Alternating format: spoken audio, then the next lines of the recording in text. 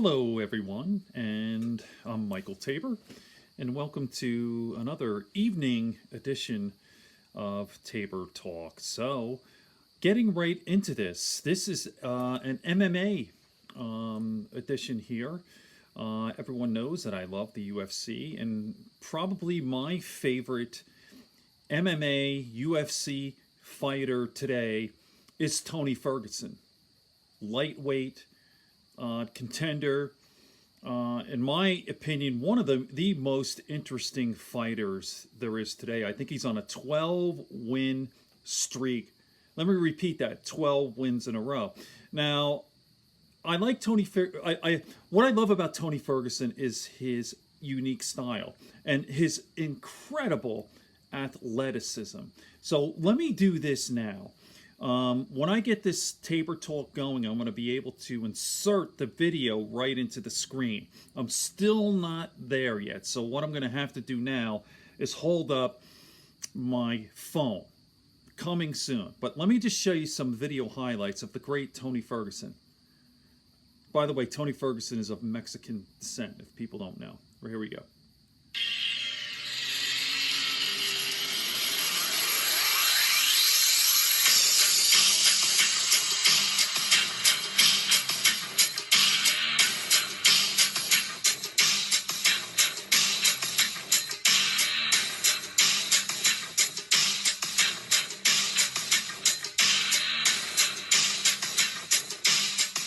He's got a wrestling background, by the way, Tony Ferguson. I apologize for the video. There's a glare. I just want to give you an idea if people haven't seen him. I love the tattoos on his back.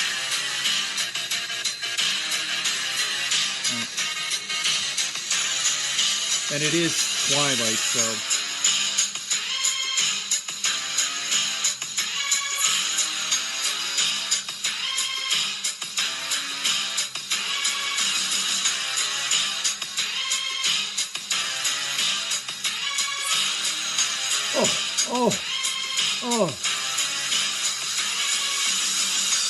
Oh, devastating.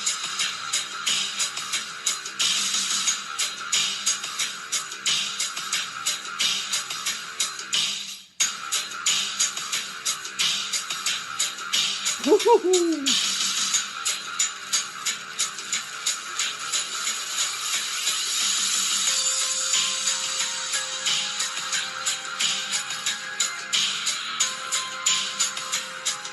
Okay, let me pause this because of the glare. Well, let me see.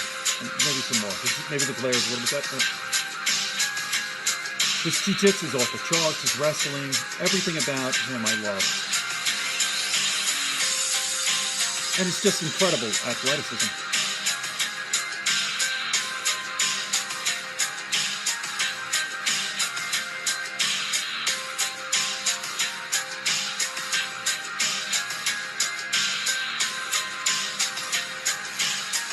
Okay, let me pause it there because of the quality. I'm going to get this down someday.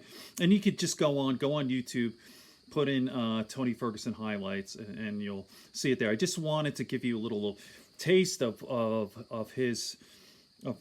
how he fights and his background. But really what I wanted to talk about, if people don't know, Tony Ferguson is fucked up. He's got a lot of mental problems. I just finished watching UFC 238 on Fight Pass, and if you've not seen the Tony Ferguson Donald Cowboy Cerrone fight, holy fuck, incredible second round. And what happened after the bell, the second round, the bell rang and fucking Tony Ferguson rocked him, like just fucking full blast, just knocked him, and it hit Tony Cowboy Cerrone and went boom.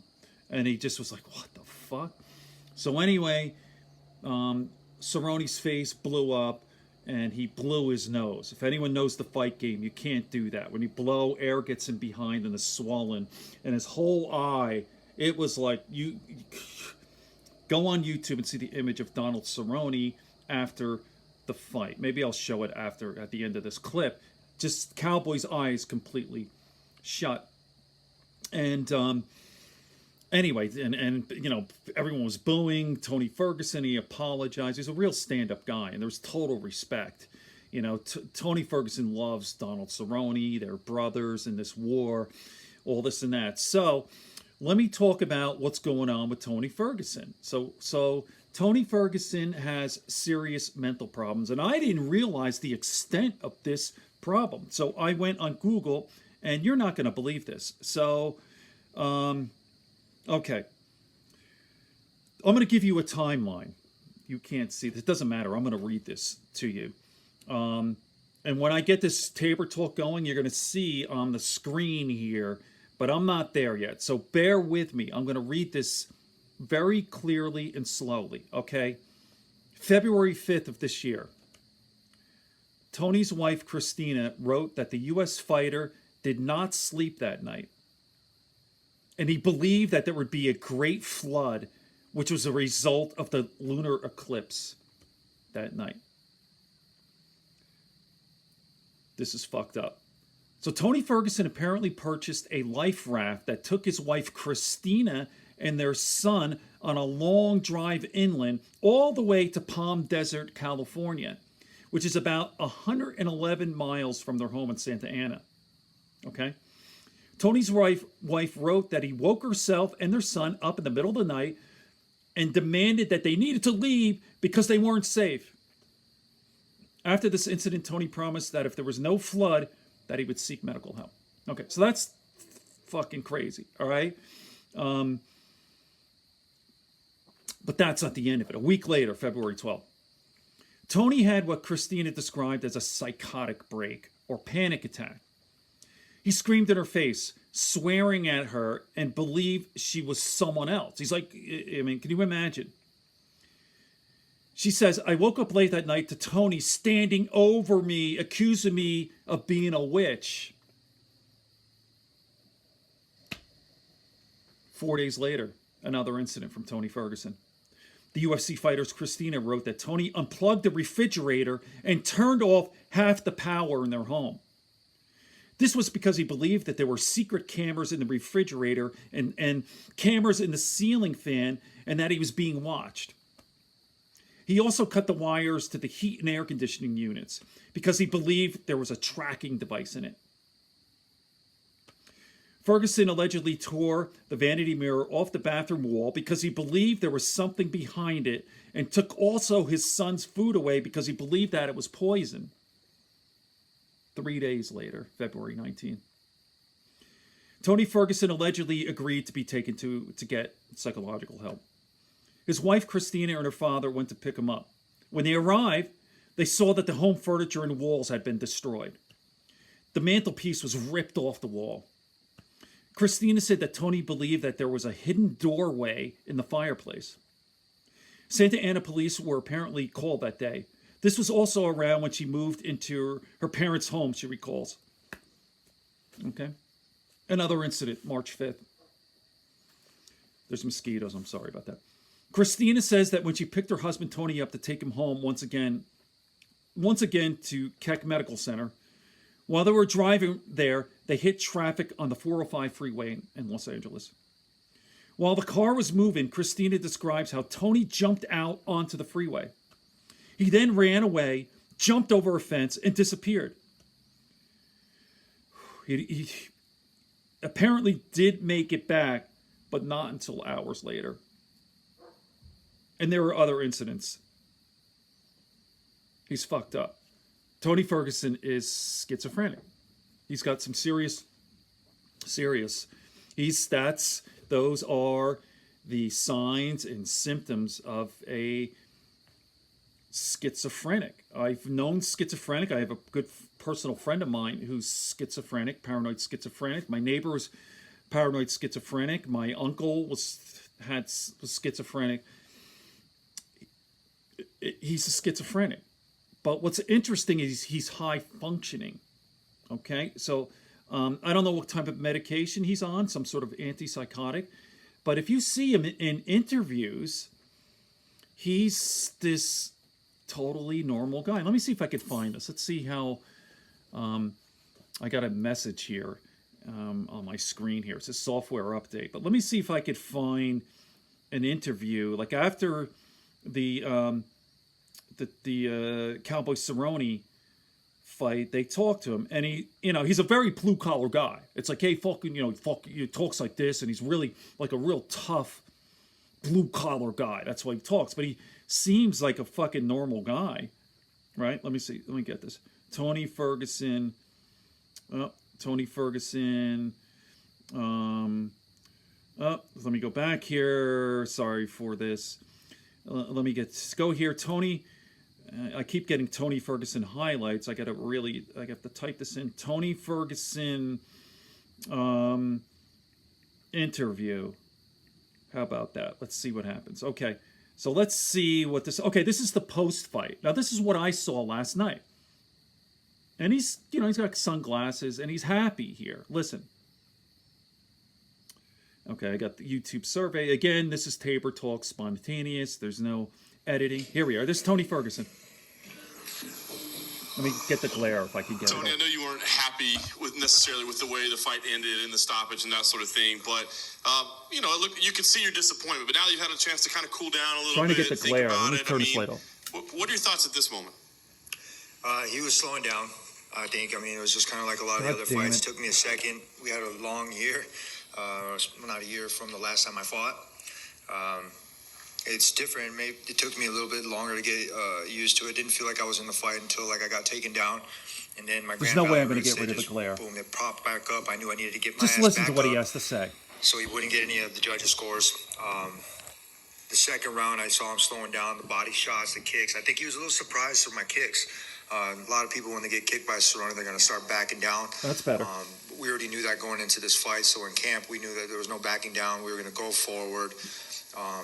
I saw him when he was throwing more punches. I started to slip, and I started to see his confidence kind of start to decrease. And going into obviously the second end of the round, that kind of sucks how it went and happened like that. It's not a way to win. Like for myself, and I'm beside my fans. I apologize for that. Going in third round, I don't think angling this because of the glare. I was going to pick him apart with jabs. I was going to hit him in the body. Literally, I saw his nose go from like red to clear to red to clear from all the shots. And even in the first round, I saw blood like off of my eye, and it started just dripping. I was like, oh shit, keep your hands up, man. Like, what the fuck? But yeah, it was a good fight, man. I'm excited about the outcome. I was going to say, you walked out of the cage kind of with your head down, but now, okay, the angle. Are you happy with the way you performed? Because you said you've overcome a lot to get where you are right now. I just thought, because the fight was just so fast. Literally, when fight week goes, I don't know if you guys are in our position, it goes fast. It really does. From the weight cut, you're sitting there and you're just worried about getting your media done, getting everything else squared away, making sure you're promoting yourself really well, and you forget about how the time goes, and before you know it, it's fucking fight day. And, you're in the back and you're warming up, and then boom, it's already done. And then you're here, and it's crazy how fast it happens. But I'm glad that this year went really well. As far as like victories and all that, I've had a shitload of support. I know I was kind of a dick to some of the guys over there, but literally, when I say that, the F you to people that ask about like how I'm doing, yeah, my fans know how I'm doing. They really do. My true fans, they know how I'm doing. You guys know how I'm doing. I grew up with half of you guys from The Ultimate Fighter. Seriously, since 2011, put in my time here. I'm kind of old now. And it's funny to me because that I've continued to grow, and not only just that, I've seen the changes in this sport. I've seen it go from Spike, I've seen it go to Fox to now ESPN, and it's just getting better. And the fighters stopped looking like NASCAR, having all the stickers and everything out there, and they started looking cleaner like boxers. And you start to have like people like step it up in their game, and it's I'm very proud to be a part of it, and I'm very thankful to have such a great fan base that cares about our well-being, because we're not animals, man. Exactly. We're not out here cockfighting. We're actually athletes. We come from good backgrounds. We have families, and we put a lot of time and effort into this. So thank you for everybody that really does care. There were a lot of see, there is this turn this way. Let me turn on the light here. It was twilight when I started this, and now it's dark. Oh, this damn light. Okay, so right, seems very well adjusted, and I liked what Tony said that, listen, man, we're not fucking animals, right? We're not, people look at UFC and it's cockfighters. They're people. They have families. I think that fighters are the most interesting human beings on planet Earth. I've talked about my background. I trained with Matt Serra, or I went to his school, so, and I thought he was one of the most interesting persons I've ever met. These fighters, there's something about them. They're unusual humans. They have this, stating the obvious, their toughness, but there's a certain confidence that is so appealing. It's my guy Matt, and I'll do another video on Matt Serra. He is a character. He has a show now with Dana White called Looking for a Fight, and he's got some other stuff. He actually has a comedy show he does with Jim Norton. But this Tony Ferguson and all these fighters and Cowboy, they're just these incredibly tough men, very special. So it is weird, though. You see what I read to you, like all that shit, Tony Ferguson, and you see him there at the press conference. Isn't that weird? So, all right, I think I can't see how long I've been going on because this notice says software update will be automatically installed tonight. So I'll just end it here. And again, my phrase of good books, good friends, and a sleepy conscience. Peace, love, and understanding. Taper Talk.